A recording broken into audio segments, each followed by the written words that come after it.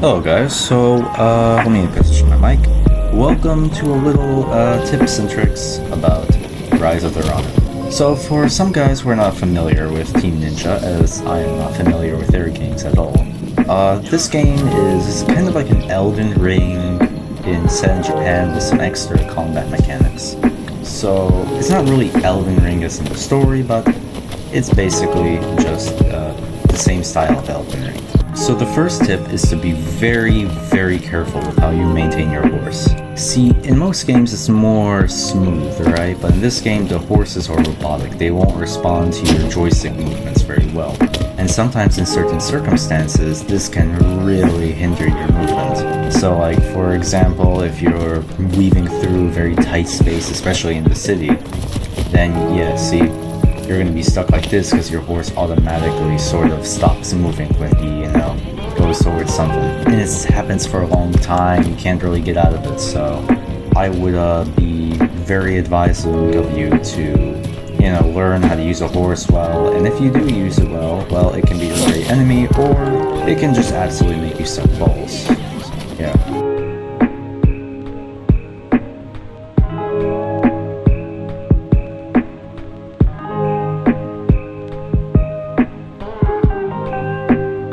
So another tip I found when playing this game is that the stances really do matter. So if you're fighting an enemy with a certain weapon, I don't know, some certain skill set, I'm not too sure, always change the stance because it is going to make this game a lot easier for you. So let's just start combat with these guys. So see, that little blue thing means that my stance is effective against him. So let's just get this guy down. Let's move to the next guy. Alright, he's out of key, so let's... And this will make you parry a lot easier. It will increase the timing for you to parry him. And this guy, I don't really have a good skill set. See, the current one I have is not good. So if I switch to this one, I can block his attacks much easier. And I can take him out like butter. And there we go. I used to spend like obscene amounts of time fighting these guys. Like I used to spend up to 2 minutes sometimes fighting this one guy. But now with these new with these stances, it makes it much easier. So see, I switch the stance and it's gonna be great for you. Another thing, when engaging the law, always be afraid of the law. Because they are going to be so unfairly, like, high level, you're not going to be able to get them well. Like, see, this guy's just taking out my health like it's nothing. Even if, like, I'm beating him, sorta, it's harder. So, just try to escape the law. Don't try to engage with them. No matter how fun it seems, it's gonna not paying off for you. So even though I just got this guy, yeah, I would not recommend going against the law. Especially if you're early game, these guys are gonna absolutely just decimate you. Another tip I have is also to go after these cats that you'll find around the world.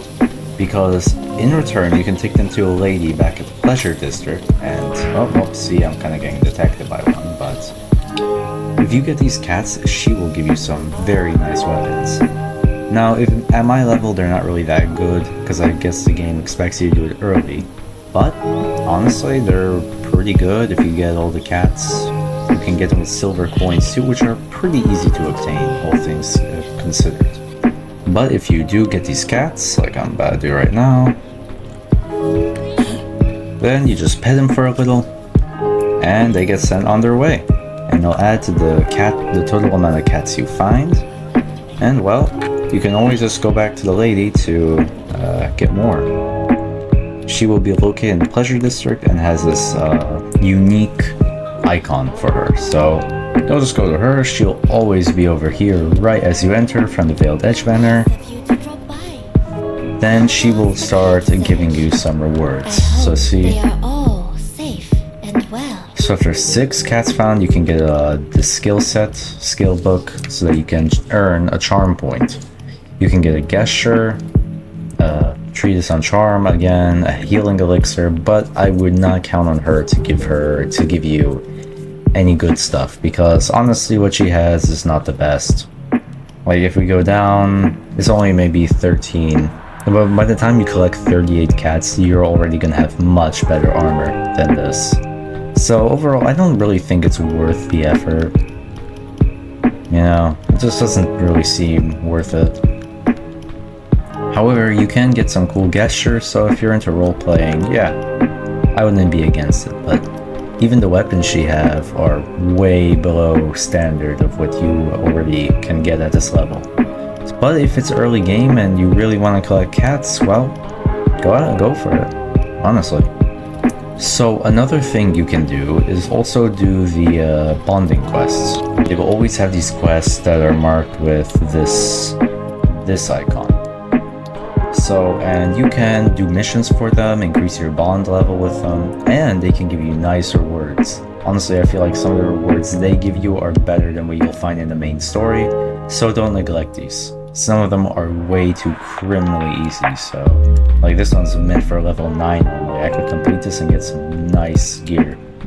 This one in particular doesn't give you too much stuff, but it does give you fame, money, and renown in the region. So if you want to get your bond level up to level 3, then yeah, you're going to find a lot more stuff in here. It's going to make it much easier if you want to find something good. Like I see this treasure chest, but I don't know, there could be another treasure chest nearby where it'll reveal fugitives that you can battle. You know, just other things, maybe places of unruly public order. I've cleared out most of them, but yeah, there's still some around, I'm pretty sure. And don't neglect the bond level either, because this thing is going to be your best friend. Even if you just do like miscellaneous missions or get your, you know, renown up, you can find some real cool stuff. For example, I've already basically cleared everything in the city, and look how much stuff has revealed to me. I can get basically all the cats in the city, I can get photography stuff, I can get I know where all the vendors are, where the gambling den is, there's a dojo too, landmarks, everything you need. What I'd also do is to be sure to not rack up too much equipment. Shut up. Anyway, not to rack up too much equipment, because oh boy, you're gonna get a lot and a lot of armor. Like look how much I have here already. I have 210 pieces of armor. So you're gonna want to sell these mainly, because wow, you can get a lot of money just from selling the armor that you collect. So let's go to this guy. So you can just select multiple, whatever you don't want. So for example, I just don't want these, right? They're not really useful to me. So you can just sell all these. Just sell them all. Keep also some, if you want, you can keep whatever you want. I personally don't, but you know, some stuff I think looks cool. But you know, let's just say you wanna take this out, you don't want this, you don't want this, they sell for pretty pennies. So let's just sell all these. It's not everything, but it gave me like, I don't know, 10,000, 13,000. At the blacksmith, you can disassemble some of your gear if you want to upgrade something, so I'd also do that. So let's just sell this stuff, right? We don't really need it here. That's an extra 1,000 in my pockets. Let's get these too, why not? Now, if you get out of here, you're welcome, sir. So down here, there should be the blacksmith, if I remember correctly. So, yep, here he is. Just around the corner. And if you go to this guy, then you can upgrade. So, let's say I want to upgrade my revolver. I'm going to need 30 pieces of black sand and, yeah, 10 pieces of black sand steel and 30 pieces of iron ore. Now, if I really wanted to, I could just, you know, go and, let me take off this filter thing. But you could just go disassemble. So let's say I don't like these oxtail blades, I don't really need them. So I can just select multiple. You know, give me, let me just get some stuff real quick. So let's say I want to just get this out, right? These retainers, or no. Let's pick something nice. This US Navy cap, I don't really need it, so I'll take it out. And yeah, it's not too much to say about it, but you know, if you just don't need something, recycle it. You'll probably find use of it somewhere else. And it can give you a lot of nice materials to use. So anything that just looks metal or you don't need it, and it'll never be of use ever again, because you already have better gear. So just throw it out. I'll just confirm. And I already have 10 ore just by recycling this stuff. Now I'll just go through this quickly because I don't want to waste your time. And now if we go back to upgrade, now you can see I can upgrade my non-saber. Almost, at least. Almost. But, you know, if you want to upgrade this stuff, yeah. So for example, I can upgrade my American rifle. For example, I can also go to anything else I want and upgrade it. I can upgrade my hat to 95, which I don't really need to, but I just can. I can't upgrade this 187 yet, but you know, I might be able to do it in the future. What do you need? So if you have anything that's not particularly too valuable, just scrap it. No reason to keep it in your inventory. So yeah, should be fine. It'll give you nice garments. It'll give you, not garments, but it'll give you just, you know, the materials you need.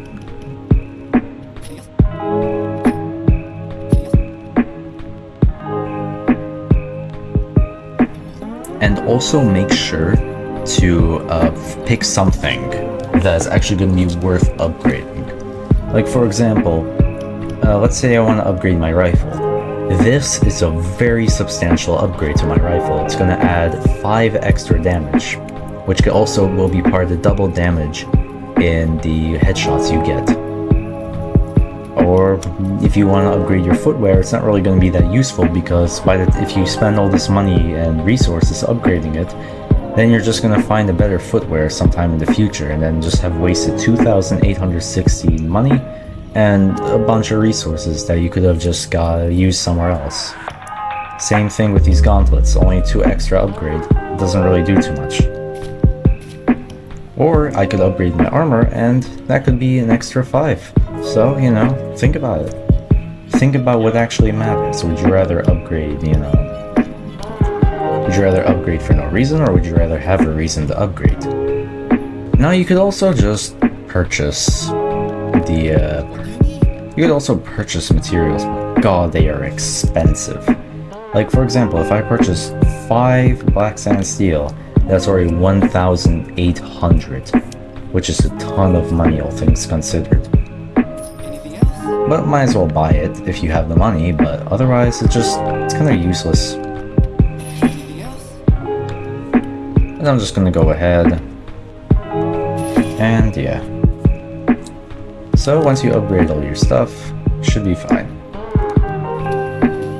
Now another thing is that if you really need something and you don't have the money for it, might as well, it's probably better to just scavenge. But with all the gear you're going to be getting soon enough, it's probably not even worth it. You could just buy it. Then again, the prices are always steep, so might as well save up for something you might want. Also this as well, there will be Ronin you actually find on your travels. I'm not sure if you can duel them however you want. And it probably gives you good rewards for it too. This is going to be hard though, so do keep that in mind.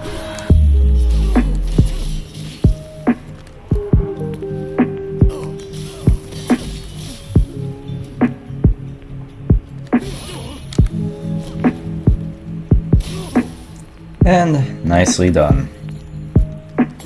And you can take some of his stuff too. Maybe it'll be good. It's kind of just a reward you get in this game for what you do.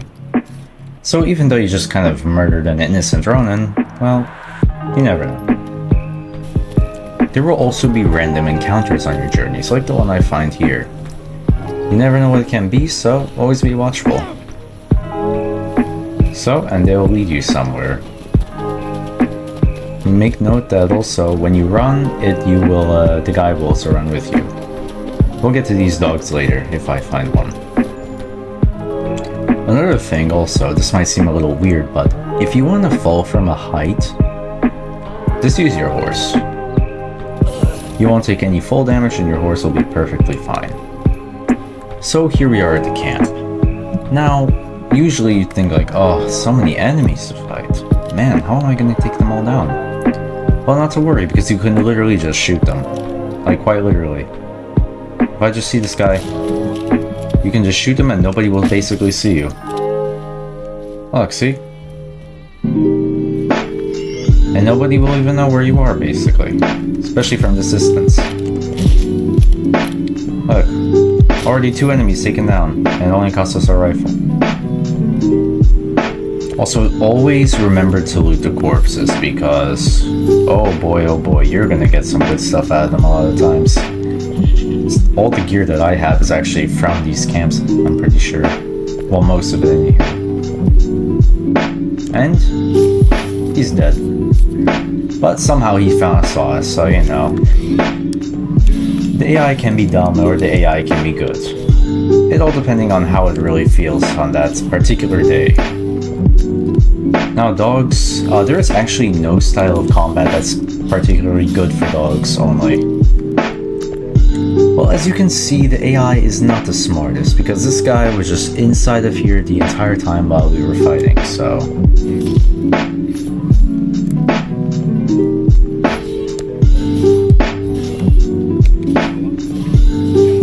so he's not really the best.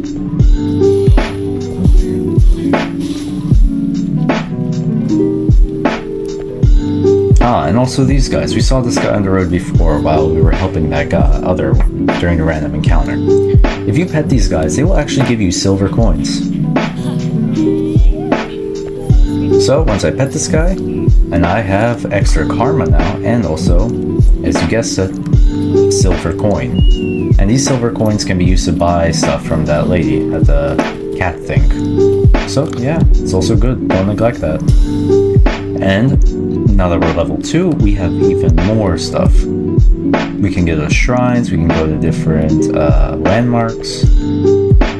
So it's just good to not neglect the places you go to. There's even storehouses, which I actually found this key while I was fighting somewhere over here. I think over here, over here, or over here. So let's go to it, shall we? Here we are at the storehouse. So let's open it up. And these places will give you pretty good loot. Sometimes it gives you better loot, sometimes it just gives you random stuff. But here we got a Quijete uniform, or Quijite, I'm not sure, sorry, excuse my mispronunciation. And see, 205, and it's stylish.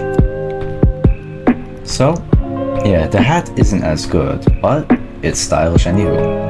And it also has better armor, so why even buy stuff from that cat lady if you have better armor just from looting a random storehouse? So also don't neglect shrines, because these things basically just give you instant skill points, so you don't really have to level up. It only takes like a second animation. Once that's done, you get an extra skill point, which you can use on anything you want. So, if you liked the video, I'm very glad you did. So use these tips and tricks in your Rise of the Ronin playthrough. It might not help a lot, but it's definitely going to help at least a little bit or give you a direction. And as always, if you could like and subscribe, that would be amazing. For now, take care, and I'll see you next time. Goodbye.